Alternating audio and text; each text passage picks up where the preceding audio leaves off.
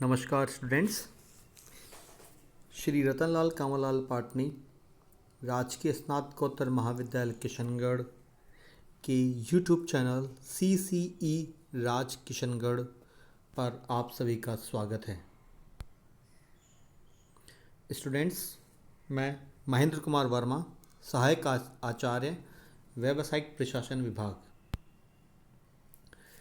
Students, BCom part third के business management के paper first principle of marketing विपणन के सिद्धांत में आज का व्याख्यान है विपणन वातावरण यानी कि मार्केटिंग एनवायरनमेंट। इसकी हम अर्थ, परिभाषा एवं प्रकृति इस वीडियो में डिस्कस करेंगे। स्टूडेंट्स, नॉर्मली वातावरण का जो अर्थ है वो हम अपने आसपास का जो क्षेत्र है उससे समझते हैं। जैसे आपके आसपास भी जो वातावरण है जिसमें भौगोलिक क्षेत्र जो शामिल है, जिसमें चल और अचल घटक शामिल होते हैं, उसे हम वातावरण कहते हैं। जैसे आपके आसपास पेड़ पौधे, वायुमंडल, पर्वत, पहाड़, नदियाँ, जो भी आपके आसपास है वो आपके आसपास का वातावरण बनाता है। समूचा ब्रह्मांड भी एक विस्तृत वातावरण ही है और ब्रह्मांड में अनेक इकाइयां हैं जो हमको या हम ब्रह्मांड का जो वातावरण है उसको हम प्रभावित करते हैं। संस्था का अपना एक जिसी तरह अपन बात करें संस्था के लिए, तो संस्था का भी अपना एक भौगोलिक क्षेत्र होता है जिसमें उसको प्रभावित करने वाले अनेक गतिशील घटक विद्यमान होते हैं। ये आर्थिक, सामाजिक, राजनीतिक, भौगोलिक, सांस्कृतिक आदि कई तरह के घटक हो सकते हैं। प्रत्येक संस्था का विपणन कार्य इसी वातावरण में संपन्न किया जाता है। वातावरण ही विपणन प्रबंधकों के कार्यकलापों का मंच है। इस वातावरण के आर्थिक, सामाजिक, राजनीतिक, धार्मिक, सांस्कृतिक, वैधानिक, तकनीकी आदि घटक विपणन क्रियाओं को प्रत्यक्ष रूप से प्रभावित करते हैं। इसीलिए हम कह सकते हैं कि विपणन या किसी संस्था का जो आसपास का जो वातावरण है वो उसकी कार्यशैली या उसकी परफॉर्मेंस पर बहुत ज़्यादा प्रभाव डालता है। स्टूडेंट, विपणन वातावरण का जो अर्थ है उसको हम सामान्यतः अगर सामान्य शब्दों में बात करें तो सामान्य वातावरण शब्द उन सभी घटकों के समूह को प्रकट करता है जो किसी भी इकाई के बाहर या आसपास विद्यमान होते हैं तथा ये घटक सामान्यतः उस इकाई के नियंत्रण के बाहर होते हैं। विपणन वातावरण की उन शक्तियों, दशाओं तथा घटकों से हम इसका अर्थ ये भी लगा सकते हैं कि विपणन की कार्यकुशलता को प्रभावित करते हैं तथा जिन पर विपणन प्रबंधक का कोई नियंत्रण नहीं होता। स्टूडेंट्स, जैसा कि आप समझ सकते हैं कि विपणन वातावरण दो तरह का होता है। एक तो इंटरनल यानी कि आंतरिक और एक एक्सटर्नल यानी कि बाहर का जो वातावरण है। इंटरनल वातावरण या इंटरनल का जो एनवायरनमेंट है वो संस्था उस पर अपना नियंत्रण कर सकती है, लेकिन जो नियंत्रण के बाहर है, जो बाहर का जो वातावरण है, उस पर किसी भी विपणन प्रबंधक या संस्था का सीधे सीधे कोई भी हस्तक्षेप या उस पर नियंत्रण नहीं होता और ये जो वातावरण है संस्था के कार्य को सीधे सीधे प्रभावित करता है।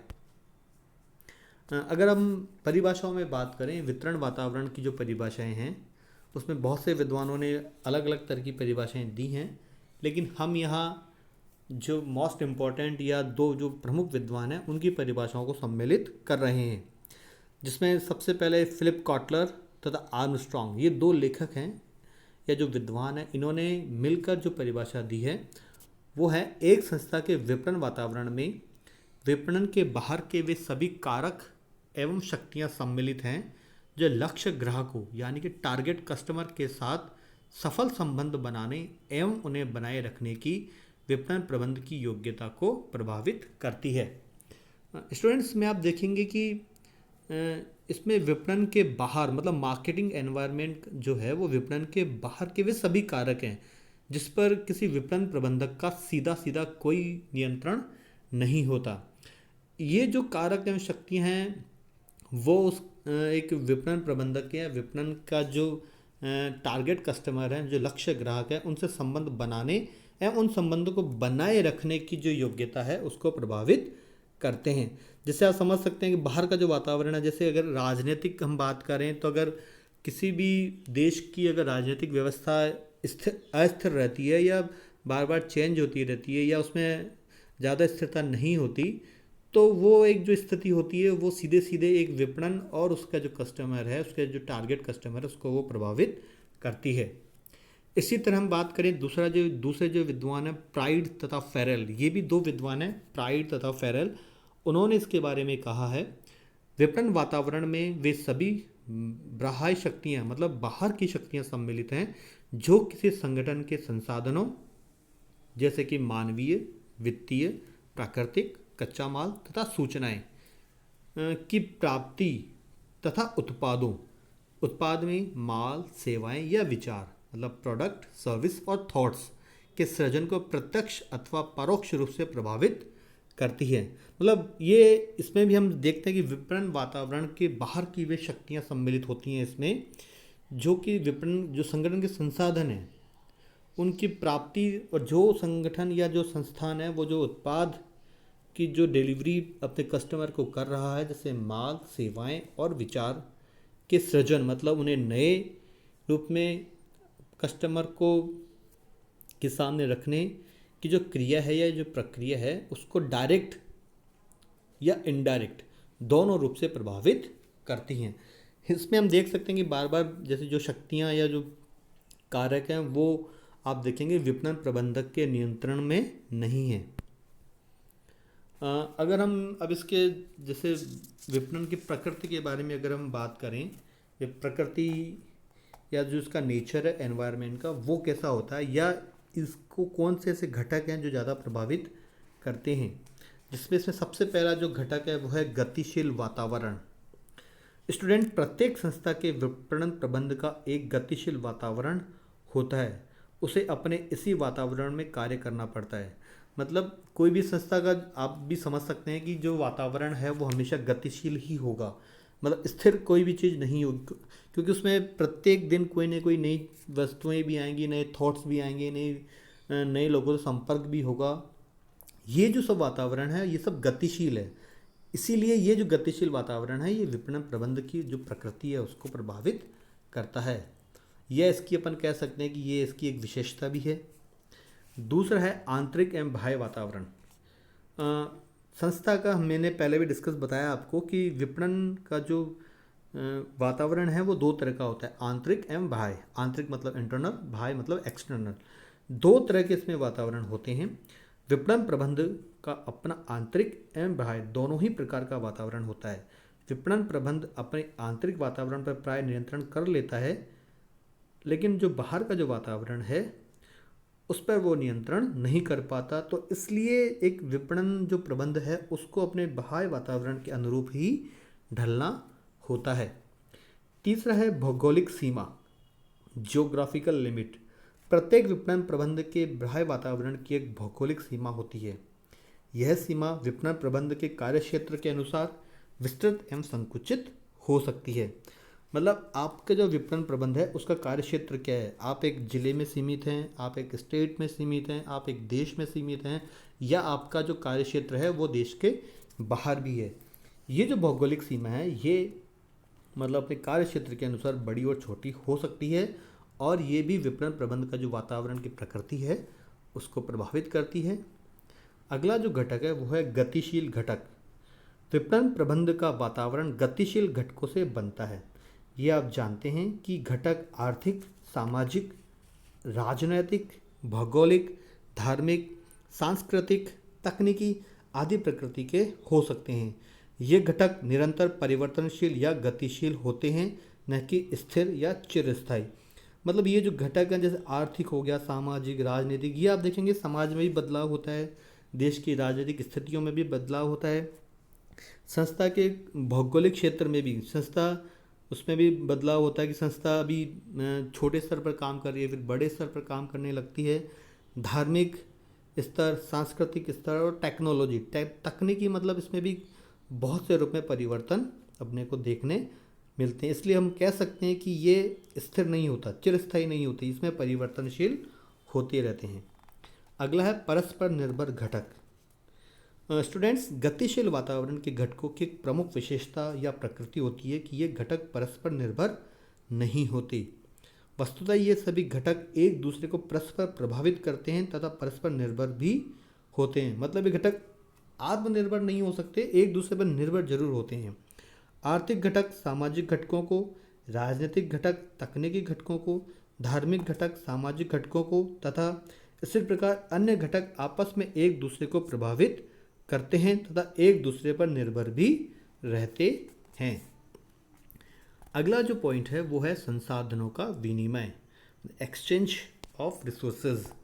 प्रत्येक संस्था का विपणन विभाग अपने संसाधन बाह्य वातावरण से प्राप्त करता है। मतलब अपना जो उसके रिसोर्सेज हैं वो बाहर के वातावरण से प्राप्त करता है, जिसमें कि श्रम, मेन पावर अपन कह सकते हैं, पूंजी कैपिटल, यंत्र उपकरण, टेक्नोलॉजीज, इक्विपमेंट्स, रॉ मटेरियल कच्चा माल, मानव संसाधन ह्यूमन रिसोर्सेज और फाइनेंस।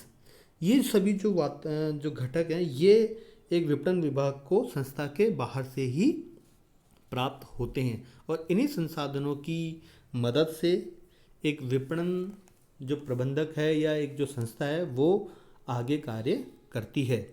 इन संसाधनों का उपयोग करके ही विपणन प्रबंध अपने कार्यों एवं उद्देश्यों को पूरा करता है। अगला जो पॉइंट है वो है सूचनाओं का विनिमय, मतलब एक्सचेंज ऑफ इंफॉर्मेशन। विपणन प्रबंध अपने बाह्य वातावरण से सूचनाओं का आदान प्रदान भी करता है। सर्वप्रथम विपणन प्रबंध अपने बाह्य वातावरण का अध्ययन करता है और अपने आर्थिक, तकनीकी, राजनीतिक, सामाजिक, सांस्कृतिक वातावरण आदि के संबंध में कुछ अनुमान भी लगाता है। मतलब एक विपणन प्रबंधक अपने बाहर के वातावरण से सूचनाओं का संकलन भी करता है, उस पर विचार विमर्श भी करता है और वो सूचनाएं दूसरी संस्थाओं को भी देता है। मतलब वो लेता भी है और देता भी। जो सूचनाएं उसके काम की होती हैं जो दूसरी संस्थाओं के पास है तो वो उनसे लेता भी है और अपने पास जो सूचनाएं हैं वो दूसरों को देता भी है। विपणन प्रबंध इन सूचनाओं का अपने कार्यों के निष्पादन में उपयोग करता है। इन्हीं के आधार पर विपणन प्रबंध उत्पादन, विक्रय, वित्त आदि कार्यों का नियोजन करता है। इसके साथ साथ अपने कार्यों का निर्णय और नियंत्रण भी करता है। स्टूडेंट्स, अब इसमें आप देख सकते हैं कि कभी कभी विपणन प्रबंध अपनी स्वेच्छा से भी बाह्य वातावरण को सूचनाएं उपलब्ध कराता है और बाहर के का जो वातावरण है उनसे सूचनाएं अपने लिए काम में भी लेता है। अगला जो पॉइंट है वो है विस्तृत बाजार। विपणन प्रबंध का वातावरण ही उसका विस्तृत बाजार होता है। विस्तृत बाजार से मतलब हम ये समझ सकते हैं कि जो किसी भी विपणन प्रबंध का जो कार्य क्षेत्र है वो बहुत ही बड़े स्तर पर होता है। उसके लिए देश की सभी भौगोलिक सीमाएं खुली होती हैं। विपणन प्रबंध अपनी संस्था द्वारा उत्पादित वस्तुओं तथा सेवाओं को अपने वातावरण में उपलब्ध करता है। ये वातावरण जब उन्हें स्वीकार करता है तो संस्था का निरंतर संचालन होता रहता है। अगला जो पॉइंट है उसमें आप देखेंगे वातावरण की आवश्यकता की संतुष्टि। स्टूडेंट्स, वातावरण प्रत्येक संस्था से अपनी आवश्यकताओं की संतुष्टि की अपेक्षा रखता है। कि जो वातावरण जैसे भी अपन भी देखते हैं कि जैसे अगर आप बाहर हैं तो आप हमेशा ये अपेक्षा करते हैं कि हमेशा गर्मी ना पड़े, हमेशा सर्दी ना पड़े, या मतलब हर एक वातावरण से आप एक संतुलित आवश्यकता की संतुष्टि की अपेक्षा रखते हैं। इसी तरह से जो विपणन प्रबंध है या जो संस्था है वो भी अपने संस्था का जो वातावरण है उसे आवश्यकता की संतुष्टि की अपेक्षा रखती है। जो संस्था वातावरण की इस अपेक्षा को पूरा नहीं कर पाती उस संस्था का शनैः स्वतः ही अंत हो जाता है। विपणन प्रबंध इस दायित्व को पूरा करने हेतु निरंतर अपने वातावरण का अध्ययन एवं विश्लेषण करता है। अगला पॉइंट है चुनौतियां एवं बाधाएं। स्टूडेंट्स, चुनौतियां एवं बाधाएं हर विपणन प्रबंध के कार्य क्षेत्र, अपन किसी संस्था के लिए काम करें उसके लिए अपने वातावरण में हमेशा उपस्थित रहती हैं।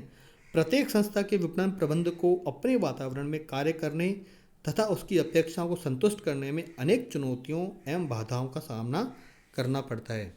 जिस संस्था का विपणन प्रबंध इन चुनौतियों एवं बाधाओं के बीच उपयुक्त अवसरों की खोज कर लेता है वह संस्था सफल हो जाती है और जो ऐसा नहीं कर पाता, जिन चुनौतियों उन बाधाओं पर पार नहीं पा पाता या उनका समाधान नहीं खोज पाता, उसका अस्तित्व स्वतः ही बाजार से समाप्त हो जाता है। अगला है निरंतर संपर्क। प्रत्येक संस्था के विपणन प्रबंध को अपने वातावरण से निरंतर संपर्क बनाए रखना पड़ता है। इस हेतु उसे द्विमार्गीय संचार, टू वे कम्युनिकेशन व्यवस्था करनी पड़ती है। इसके माध्यम से विपणन प्रबंध वातावरण में हो रहे परिवर्तनों की जानकारी प्राप्त करता है। कोई भी विपणन प्रबंधक अगर बाहर से सूचनाएं प्राप्त नहीं करेगा या बाहर का जो वातावरण है उसके संपर्क में नहीं रहेगा, तो वह अपने लक्षित उद्देश्यों को कभी भी प्राप्त नहीं कर सकता। इसलिए उसे हमेशा टू वे कम्युनिकेशन का मार्ग अपनाना चाहिए और बाहर के वातावरण में जो भी सूचनाएं उपलब्ध हो उन्हें स्वीकार करना चाहिए। अगला है परिवर्तनों के अनुरूप परिवर्तन। स्टूडेंट्स, हम ये कहते हैं कि प्रत्येक व्यावसायिक संस्था एवं उसका विपणन कार्य उसके अपने वातावरण की उपज है। संस्था अपने विपणन कार्य उसके अपने वातावरण की उपज होता है। ये कथन बहुत ही सटीक है। उसका जो भी स्वरूप उभरता है, यानी कि जो भी संस्था का जो भी स्वरूप उभरता है वह उसके वातावरण का ही परिणाम है। जो एक संस्था के आसपास का जो वातावरण है बाहर का, उसके अंदर उसका उभरना या उसकी तरक्की उस वातावरण के ऊपर ही निर्भर करती है। आप इसमें देख सकते हैं कि संस्था के अस्तित्व को स्थिर बनाए रखने के लिए वातावरण के घटकों के अनुरूप ही अपनी नीतियाँ, व्यूहरचनाएं एवं कार्यकलाप में परिवर्तन करना पड़ता है। इसमें हम देखेंगे जैसे जो परिवर्तन जैसे होते हैं ग्राहकों की रुचि में होते हैं फैशन, जीवन शैली, उत्पादन तथा वितरण तकनीक, सरकारी नियम एवं नीतियाँ, सामाजिक मूल्य, प्रतिस्पर्धा की स्थिति, अर्थचक्र की स्थिति आदि में परिवर्तन होते रहते हैं और इन्हीं परिवर्तनों के अनुरूप एक विपणन प्रबंधक को अपना विपणन वातावरण भी परिवर्तित या परिवर्तन उसमें करता रहना चाहिए। अगला पॉइंट है सभी घटकों के लिए उत्तरदायी। स्टूडेंट्स, विपणन प्रबंध वातावरण के सभी घटकों के प्रति उत्तरदायी होता है। यह नागरिक समुदाय, उपभोक्ताओं, कर्मचारियों, विनियोजकों, प्रतिस्पर्धी संस्थाओं, राजनीतिक या सरकारी व्यवस्था, अर्थव्यवस्था जिसमें राष्ट्रीय एवं अंतर्राष्ट्रीय शामिल होती हैं, आदि सभी वातावरण की जो घटक हैं उसके प्रति एक विपणन प्रबंधक का जो वातावरण है या विपणन प्रबंधक है वो उत्तरदायी होता है। अतः विपणन प्रबंधक को अपने निर्णयों एवं कार्यों को करने से पूर्व इनके हितों को भी ध्यान रखना पड़ता है। स्टूडेंट्स, लास्ट जो पॉइंट है इसका 14 नंबर, वो है विपणन प्रबंध भी वातावरण को प्रभावित करता है। स्टूडेंट्स, प्रत्येक संस्था का विपणन प्रबंध बाह्य वातावरण की शक्ति एवं प्रभाव से प्रभावित होता है तथा कुछ सीमा तक वह स्वयं भी बाहर के वातावरण को प्रभावित करता है। प्रत्येक संस्था के विपणन प्रबंधक पर बाहर के वातावरण का बहुत अधिक प्रभाव होता है। इसके कई कारण हैं, जिसमें सर्वप्रथम विपणन प्रबंध बाह्य वातावरण से ही अपने आवश्यक संसाधन एवं सूचनाएं बाजार से प्राप्त करता है। इनके अतिरिक्त यही वातावरण ही उसके लिए अनेक अवसर एवं चुनौतियां भी प्रदान करता है। जब विपणन प्रबंधक बाहर के वातावरण से कुछ संसाधन या कुछ सूचनाएं प्राप्त करता है तो उसके लिए बाहर से सूचनाओं के साथ साथ चुनौतियां और अवसर भी आते हैं। यह इसके लिए अनेक प्रकार के संकट एवं बाधाएं भी उत्पन्न करता है। इन सब के कारण बाह्य वातावरण विपणन प्रबंधक को अनेक तरीके से उसके लिए ये कारगर साबित हो जाता है। स्टूडेंट, इन सब के कारण अब देख सकते हैं कि दूसरी ओर जो प्रत्येक संस्था है उसका विपणन प्रबंध भी कभी कभी अपने बाहर के वातावरण से कुछ घटकों को प्रभावित करने की स्थिति में होता है। जैसे कि आप देखेंगे बहुत कोई कंपनी, आप देखेंगे कि अगर कोई कंपनी किसी दूसरी कंपनी के शेयर्स खरीदती हैं या किसी कंपनी में इन्वेस्टमेंट करती है तो आप देखेंगे कि वहाँ जो बाहर का जो वातावरण है वो भी चेंज होता है। जैसे शेयर मार्केट में जैसे बहुत सी बार होता है कि अगर किसी बड़ी कंपनी ने किसी कंपनी के शेयर्स में इन्वेस्टमेंट किया है तो जिस कंपनी में वो इन्वेस्टमेंट कर रही है उस कंपनी का शेयर का जो बाज़ार है या उसके जो भाव है शेयर के वो इंक्रीज़ हो जाते हैं, बढ़ने लगते हैं। तो अपन ये कह सकते हैं कि जो किसी कंपनी का इंटरनल जो फैक्टर्स है, जो वातावरण है, वो बाहर के वातावरण को भी प्रभावित करता है। स्टूडेंट्स, अब आप सोचेंगे कि हमने जो आज ये जो इसमें हमने अध्ययन किया है विपणन वातावरण का अर्थ, परिभाषा और उसकी प्रकृति, इसके बारे में अगर आपको कोई क्वेरी हो तो आप हमारे चैनल के जो डिस्क्रिप्शन है उसमें आप अपना क्वेरी डाल सकते हैं, हम उसका समाधान आपके लिए करेंगे। आप किशनगढ़ कॉलेज राजकीय महाविद्यालय जो किशनगढ़ कॉलेज है उसके चैनल को सब्सक्राइब करें और ज़्यादा से ज़्यादा शेयर करें। आज के इस वीडियो में इतना ही। धन्यवाद।